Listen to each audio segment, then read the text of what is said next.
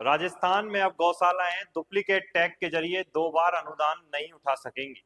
गौपालन विभाग ऐप में बड़ा तकनीकी सुधार कर इस पर सख्ती से रोक लगा दी गई है। गौपालन मंत्री जोराराम कुमावत ने बताया कि पूर्ववर्ती सरकार के समय गौवंश की संख्या बढ़ाकर करोड़ों रुपए का फर्जी भुगतान उठाया गया था। इसी की जांच के बाद जैसलमेर जिले की 28 गौशालाओं को ब्लैकलिस्ट कर दिया गया। अब ऐप में किए गए तकनीकी बदलावों से ये फर्जीवाड़ा असंभव हो गया है। नवंबर 2024 से मार्च 2025 तक के 811 करोड़ रुपए की बकाया अनुदान राशि भी जल्द जारी की जाएगी। अब तक की गई जांच में 49.314 डुप्लीकेट टैग वाले गौवंश सामने आए हैं, जिसके कारण 29.58 करोड़ रुपए की सरकारी राशि बचाई जा चुकी है। पंचायत समिति स्तर पर नंदीशाला खोलने के लिए प्रति नंदीशाला 1,57 करोड़ रुपए का प्रावधान किया गया है। अब तक 109 नंदीशालाओं को मंजूरी दे दी गई है, जिनमें से 10 में काम पूरा हो चुका है और 4,708 नंदियों को वहां रखा गया है। 34 नंदीशालाओं का निर्माण कार्य अभी जारी है। मंत्री ने बताया कि राज्य में अब तक 1962 मोबाइल वेटनरी यूनिट से 48 लाख पशुओं का उपचार किया जा चुका है, जिसमें 11.92 लाख से अधिक पशुपालकों को लाभ हुआ है। मुख्यमंत्री मंगला पशु बीमा योजना के तहत अब तक 20.30 लाख पशुओं का पंजीकरण किया गया, जिनमें से 6.57 लाख पशुओं की बीमा पॉलिसी भी जारी हो चुकी है। अगले वित्तीय वर्ष में 42 लाख पशुओं का बीमा किया जाएगा। बनाई है सैक सॉर्टेड सीमन योजना। सैक सॉर्टेड सीमन योजना में एक सीमन का डोज है और वो डोज वैसे तो मार्केट में 1000 से 1200 रुपए मिलता है, लेकिन भारत सरकार हमें वो 265 रुपए में राजस्थान सरकार को देती है। राजस्थान सरकार उसमें 265 में 75% सब्सिडी राजस्थान सरकार दे रही है। अब वो किसान और पशुपालक के घर में सिर्फ 70 रुपए में हमारी सरकार उपलब्ध करा रही है। तो 70 रुपए का डोज वो कोई गौ माता के लगाओगे तो उसमें 90% बछड़ियां पैदा होगी, सिर्फ 10% बछड़े पैदा होंगे। तो इससे क्या होगा कि आने वाले समय में धीरे धीरे गोवंश गाय की संख्या बढ़ेगी और नंदियों की संख्या घटेगी। तो ये लंबे समय तक योजना, इस बार एक लाख डोज हम लगा रहे हैं, ये 10 लाख टोटल 10 लाख डोज लगाने का हमारा जो है ना वो टारगेट है। तो आने वाले समय में 10 लाख डोज हम लगाएंगे तो उससे नंदियों की संख्या धीरे धीरे कम होगी और ये गायों की संख्या बढ़ेगी। गायों की संख्या बढ़ेगी तो वो गाय से तो क्या है कि गोपालकों को पशुपालकों को से अपना परिवार चलाने में मदद मिलती है और नंदियों की संख्या की उपयोगिता कम रही है। पहले क्या होता था, नंदी बैल बनता था और बैल बनने के बाद में किसान के खेत में काम आता था, हल चलाने के लिए काम आता था, किसान के बैलगाड़ी चलाने का काम आता था, भैंस चलाने के लिए काम आता था। लेकिन आजकल सारे के सारे खेती का काम वो मशीनरी से होता है, इसलिए वो बैल की उपयोगिता कम हो गई, नंदी की उपयोगिता कम हो गई है। इसलिए माननीय मुख्यमंत्री जी ने एक बजट में घोषणा और की है कि जो हल से खेती करेगा, बैलों से खेती करेगा, उनको हम 30,000 रुपए का अनुदान उसके ऊपर देंगे। तो बैलों से खेती करने के लिए जैसे एक योजना जो सरकार ने शुरू की है, एक तरफ हम नंदियों की संख्या कम करने के लिए सैक सॉर्टेड सीमन योजना चला रहे, दूसरी तरफ जैसे बैलों को बढ़ावा देने के लिए मतलब उसमें वो है ना अनुदान देने की योजना भी हम कर रहे हैं, जिससे उनकी उपयोगिता भी बढ़े, जिससे रोड पे जो फैलने चढ़ने वाले घूमने वाले इन नंदियों की संख्या कम हो सके।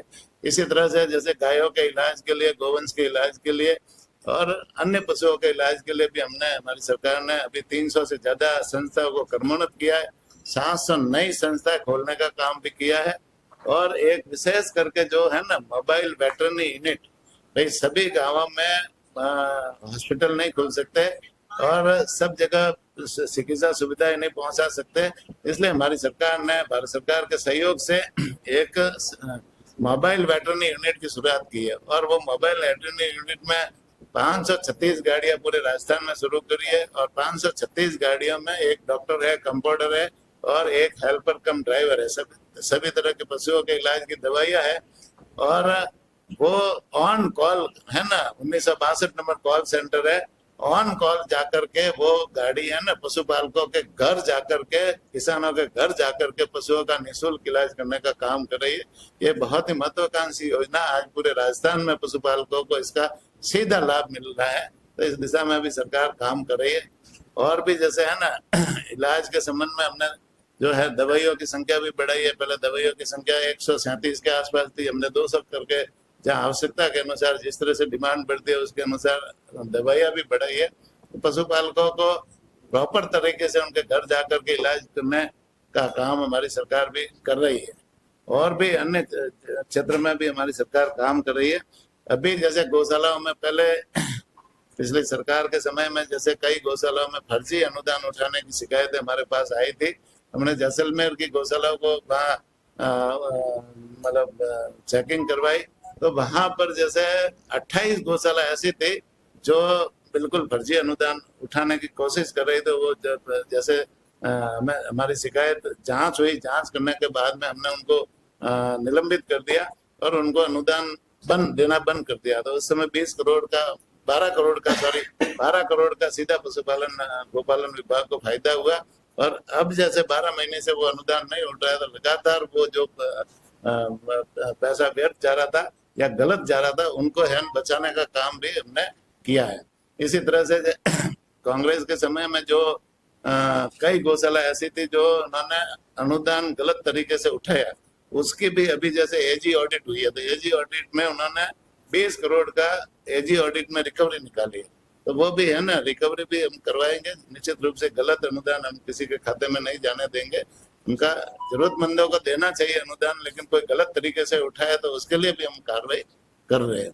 इस तरह से बहुत सारी जो सरकार की योजना है वो भी हम कर रहे हैं। बाकी भी गौशालाओं की व्यवस्था कैसे सुधारे, उनको और जैसे कैसे मजबूत करें, गोवंश की सेवा ज्यादा से ज्यादा कैसे हो और उनका इलाज प्रॉपर तरीके से कैसे हो, पशुपालकों को सुविधा कैसे मिले, इस दिशा में हमारी सरकार काम कर रही है और आगे भी करती रहेगी। ठीक है भैया, अभी आपने बताया कि ये बारिश का सीजन शुरू हो गया है, तो मौसमी बीमारियों से बचाने के लिए गायों के लिए व्यवस्था की क्या क्या व्यवस्था की जाए मौसमी बीमारी? अभी मौसमी बीमारी पशुओं में क्या होता है कि अलग अलग मौसम में अलग अलग बीमारियां आती है। जैसे कई जगह गायों में आता है कर्रा रोग, ये गर्मी के मौसम में आता है। तो गर्मी के मौसम में आता है, उस समय हम उनको पहले वैक्सीनेशन जिस क्षेत्र में होता है उस क्षेत्र में वैक्सीनेशन का मतलब कैंप चलाते हैं, इलाज वैक्सीनेशन करवाते हैं।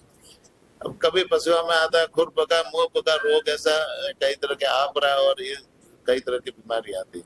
गायों में भी आते हैं, दूसरे पशुओं में भी आते हैं, उनका भी वैक्सीनेशन अलग से चलता है।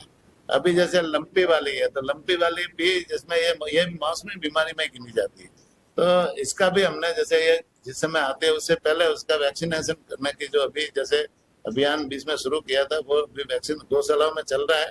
गौशालाओं के बाद में घर घर जा करके उसका वैक्सीनेशन करेंगे।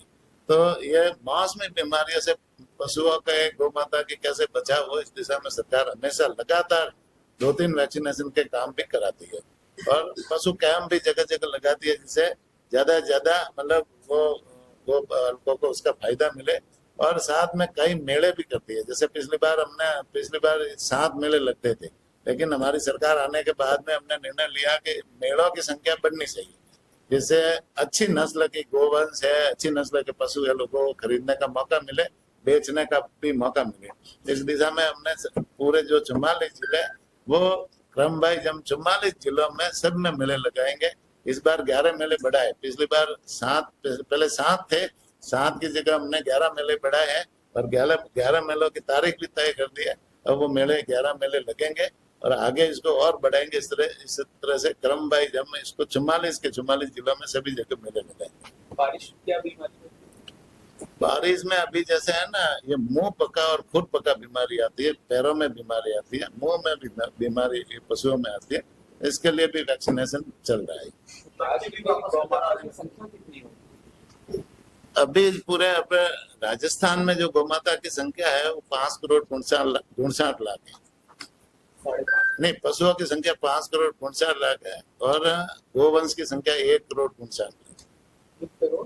1,59,60,00,000। तो आपने कहा सर कि फर्जी अनुदान जो उठा रहे थे उनमें से कईयों के खिलाफ कार्रवाई की, तो कैसे आइडेंटिफाई किया था कि कौन फर्जी अनुदान? नहीं, ये जो है ना, हमने कहा ना, गौशाला जैसे जैसलमेर की गौशालाओं की जैसे शिकायत मिली कि वहाँ गौशालाओं में फर्जी अनुदान उठाते हैं, कोई बिना टैग की जो गौशाला होती है, बिना टैग की जो गाय होती है उनका भी नाम लिखा लेते हैं, या फिर क्या करते हैं कि दो तरह के टैग लगाते हैं।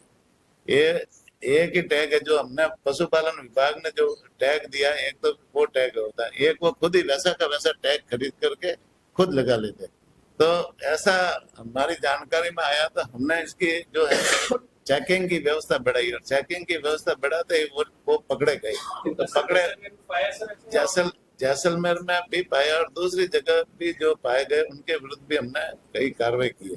जैसलमेर में ज्यादा फर्जीवाड़ा था, उसमें आबाद जो 28 गौशाला को हमने निलंबित किया, उनका अनुदान रोक दिया, और अनुदान अब जैसे उनका बिल्कुल उनके विरुद्ध में एसीबी की कार्रवाई, एसीबी में मुकदमा दर्ज कराए और एसीबी उनके विरुद्ध जांच करेगी। जांच में अभी जांच रिपोर्ट आई नहीं है, जांच रिपोर्ट आने के बाद में उसमें क्या कार्रवाई होती है वो आगे देखेंगे। ये अभी जैसे है ना, अभी जैसे 28 गौशालाओं के विरुद्ध हमने 38, हाँ जैसलमेर, और दूसरी भी जैसे 3-4 गौशाला ऐसी है जो जिनके विरुद्ध कार्रवाई हुई है, जहाँ जहाँ शिकायतें आती है। और हमारे जैसे इस बार है ना, पशुपालन विभाग के जो अधिकारी वहां मौके पे गए तो वो टैग वाला है ना, टैग वाला जो वो एक बार वहां पूरा जांच करके डबल टैग वो ऐप खोली हमने, और ऐप के माध्यम से वो टैग चिन्हित हो जाता है कि फर्जी टैग कौन सा है, तो वो फर्जी टैग पकड़ा जाता है। तो अब क्या है, जैसे वो गौशाला वाले फर्जीवाड़ा नहीं कर पाएंगे क्योंकि वो टैग के माध्यम से गोवंश पकड़ा जाता है कि भाई इसमें इतना जो विभाग ने टैग दिए उतनी गोवंश इतनी है, दूसरा टैग है वो उसमें आएगा नहीं। मंत्री कुमावत ने साफ कर दिया कि गौवंश के नाम पर फर्जीवाड़ा करने वालों को नहीं बख्शा जाएगा। 8 जिलों में अनियमितताओं के चलते रिकवरी नोटिस जारी कर दिए गए हैं, तो अब गौशालाओं में पारदर्शिता आएगी और जनता का पैसा सही हाथों तक पहुंचेगा। क्या आप सरकार के इस कदम से संतुष्ट हैं? कमेंट में जरूर बताएं। वीडियो को लाइक करें, शेयर करें और चैनल को सब्सक्राइब करें।